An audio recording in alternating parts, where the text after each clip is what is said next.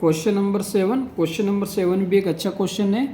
Case study वाले जो question आते हैं इसमें क्वेश्चन नंबर 7 को पूछा जा सकता है। ठीक है, तो इसमें करना क्या है, a manufacturer produce 3 products x y z which he sells into 2 market, annual sale are indicated below, market 1 and 2 and product. ठीक है, तो मार्केट 1 में एक्स प्रोडक्ट इतना सेल किया गया, वाई प्रोडक्ट इतना सेल किया गया एंड जेड प्रोडक्ट इतना सेल किया गया।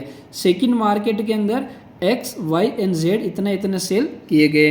अब फर्स्ट ए में ये क्या पूछ रहा है, if unit sale price of x y and z are, unit sale का मतलब एक सेल का मतलब एक पीस जो अपने पास है, एक जो अपने पास पीस है एक्स या एक जो अपने पास प्रोडक्ट है एक्स, उसकी प्राइस कितनी है 2.50, वाई की प्राइस कितनी है 1.50 एंड जेड की प्राइस कितनी है 1 रेस्पेक्टिवली।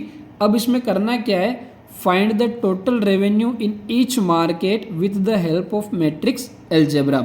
अपने को क्या करना है, यहाँ पर मैट्रिक्स अलजेब्रा का यूज़ करना है और प्रत्येक मार्केट में जो रेवेन्यू कितना हुआ है वो अपने को पता करना है। ठीक है, तो अब मैट्रिक्स अलजेब्रा का यूज़ करना है, तो ये कंडीशन तो अपने को साफ साफ दिख रही कि इसको हम ऐसा का ऐसा मैट्रिक्स के अंदर अप्लाई कर सकते हैं। ठीक है, हमने आगे भी पढ़ा था पिछले क्वेश्चन में कि जब भी दो मैट्रिक्स को हम मैट्रिक्स अलजेब्रा की फॉर्म में लिखेंगे तो हमें इस बात का ध्यान में रखना होगा कि हम इनको प्रोडक्ट कैसे करवा सकते हैं। ठीक है, तो अपने को थोड़ी सी कंडीशन को ध्यान में रखते हुए उनको मैट्रिक्स बनानी है कि उसमें रो और कॉलम में कैसे अरेंज करें।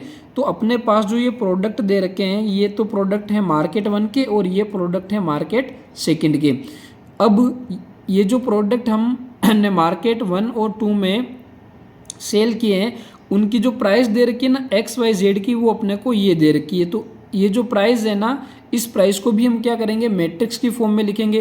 तो अपने पास अगर ये इसको हम मैट्रिक्स की फॉर्म में एज इट इज यूज़ करते हैं तो इसका जो ऑर्डर ऑफ मैट्रिक्स होगा वो क्या हो जाएगा 1 एंड 2 तो इसमें कितने आ रहे हैं रो एंड 1 2 3 इसमें क्या आ रहे हैं कॉलम। ठीक है, तो यानी कि अब अपने को इसके साथ में एक ऐसी मैट्रिक्स को रखना है जिस मैट्रिक्स का रो क्या होना चाहिए 3 होना चाहिए, क्योंकि जब पास पास में ऑर्डर ऑफ मैट्रिक्स होगी ना तभी वो मल्टीप्लाई की जा सकती है। तो अगर अपन सेलिंग प्राइस की बात करें, सेलिंग प्राइस को अगर मैट्रिक्स की फॉर्म में रखें तो अपने पास सेलिंग प्राइस को मैट्रिक्स में रखेंगे तो अपने पास क्या होगा 2.50 1.50 एंड 1.00। ठीक है, अब इसको हमने मैट्रिक्स की फॉर्म में इस प्रकार से बनाया है कि इसके जो नंबर ऑफ रो हैं कितने हो जाएंगे 1 2 एंड 3, इसमें नंबर ऑफ रो 3 एंड अगर कॉलम की बात करें तो कॉलम क्या हो जाएगा 1। यानी कि अब हम इस मैट्रिक्स को और इस मैट्रिक्स को मैट्रिक्स अलजेब्रा में रख के दोनों का प्रोडक्ट करवा सकते हैं, क्योंकि जब इन दोनों को हम पास पास में रखेंगे तो फर्स्ट मैट्रिक्स का कॉलम एंड सेकंड मैट्रिक्स का रो इक्वल होना चाहिए, तभी इन दोनों मैट्रिक्स को हम क्या कर सकते हैं मल्टीप्लाई। तो इसको हमने as it is matrix assume कर लिया और जो सेलिंग प्राइस दे रखी थी उनको हमने मैट्रिक्स की फॉर्म में लिख दिया। अब दोनों को मैट्रिक्स अलजेब्रा लगा के हम क्या कर देंगे प्रोडक्ट करेंगे। तो फर्स्ट मार्केट का रेवेन्यू क्या होगा और सेकंड मार्केट का रेवेन्यू क्या होगा टोटल वो अपने को मिल जाएगा। तो इसके लिए हम क्या करें वापस से दोनों को प्रोडक्ट की फॉर्म में लिखे। तो अपने पास जो प्रोडक्ट्स थे वो दे रखे थे 10,000, यानी कि हम इसी मैट्रिक्स को वापस से राइट करें। ठीक है, 10,000 देन अपने पास है 2,000 18,000 6,000 20,000 एंड 8,000। ओके, अब नेक्स्ट अपने पास सेलिंग प्राइस वाली मैट्रिक्स आ जाएगी 2.50 1.50 एंड 1.00। दोनों को क्या करना प्रोडक्ट, तो प्रोडक्ट के लिए हम क्या करते हैं रो वाले एलिमेंट को कॉलम से मल्टीप्लाई करवाएंगे। तो यहाँ पर अपने पास रिजल्ट आ जाएगा, अगर हम फर्स्ट रो को फर्स्ट कॉलम से मल्टीप्लाई करवाएंगे तो सिंपल सा मल्टीप्लाई में अपने को यहाँ ध्यान रखना है कि 10,000 को जब अपन 2.50 से मल्टीप्लाई करवाएंगे तो अपने पास क्या आ जाएगा 20, मतलब 2.5 तो एज आ जाएगा। यहाँ पे सारे के सारे जीरो, तो पॉइंट के बाद 2 डिजिट है ना, तो पीछे वाले 2 डिजिट हट जाएंगे, बाकी कितना आ जाएगा 250, पीछे के 2 जीरो हट जाएंगे, स्टार्टिंग के 2 जीरो अपने पास रहेंगे। कुल मिला के इन दोनों को अपने को मल्टीप्लाई करवाना है। ठीक है, तो अपने पास क्या रिजल्ट आ जाएगा 25,000, कितना आ जाएगा 25 1000, ठीक है। देन अपने को क्या करना है, 2000 को 1.50 से मल्टीप्लाई करवाना है। तो 2 की टेबल आप 15 टाइम्स बोलोगे तो कितना आ जाएगा, 30।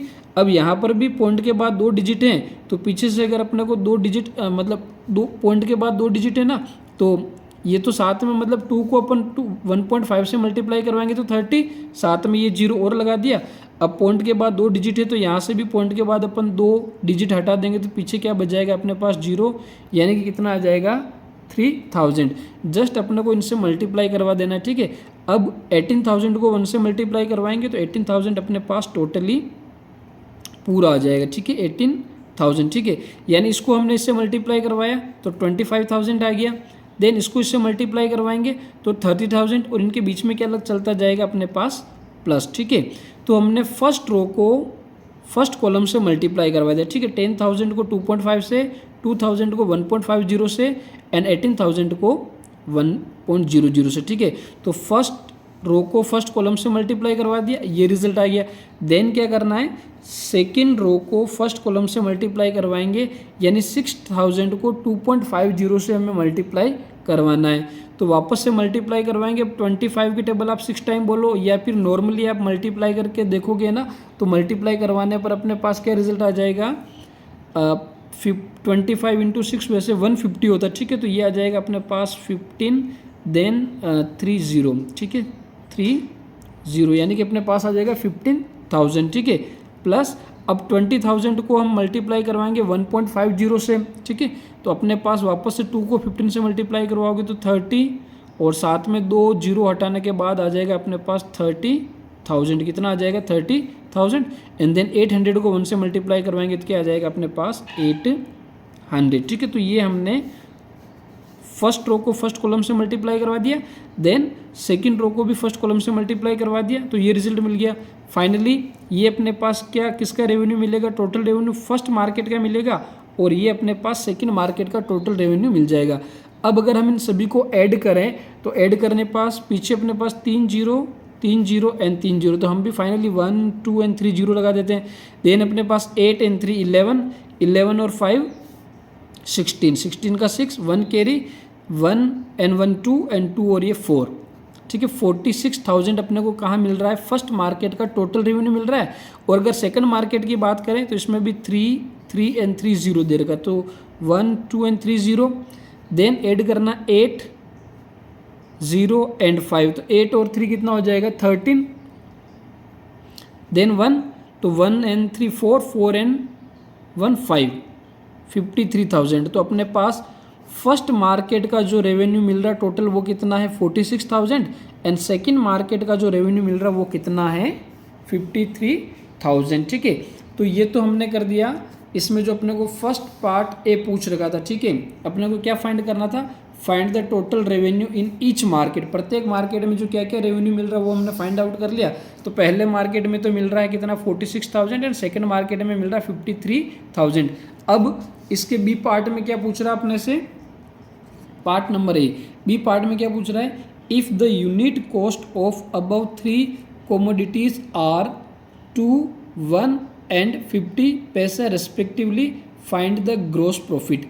ये कह रहा है कि मान लो कि अपने पास जो XYZ 3 प्रोडक्ट थे, उनकी यूनिट कॉस्ट, मतलब प्रत्येक जो अपने पास प्रोडक्ट था उनकी कॉस्ट अगर 2, 1 एंड 50 पैसे हैं, तो अपना ग्रॉस प्रॉफिट कितना होगा, ठीक है। एक्चुअल में हमने सेलिंग प्राइस तो अपने पास, सेलिंग प्राइस तो ये थी, अब कॉस्ट प्राइस अगर अपने पास ये है तो अपने को ग्रॉस प्रॉफिट कितना होगा। तो सेम चीज़ अप्लाई करनी है, सेम मैट्रिक्स ये लेनी है। इसको हमने SP सेलिंग प्राइस थी ना, तो सेलिंग प्राइस की जगह पर इस बार अपन क्या ले लेंगे, कॉस्ट प्राइस, ठीक है, कॉस्ट प्राइस ले लेंगे। तो सेम चीज़ अप्लाई करेंगे अपन यहाँ पर पार्ट बी के अंदर, ठीक है। पार्ट बी में हम वापस से वही मैट्रिक्स राइट कर लें जो अपने को गिवन थी। तो कितना था, 10,000,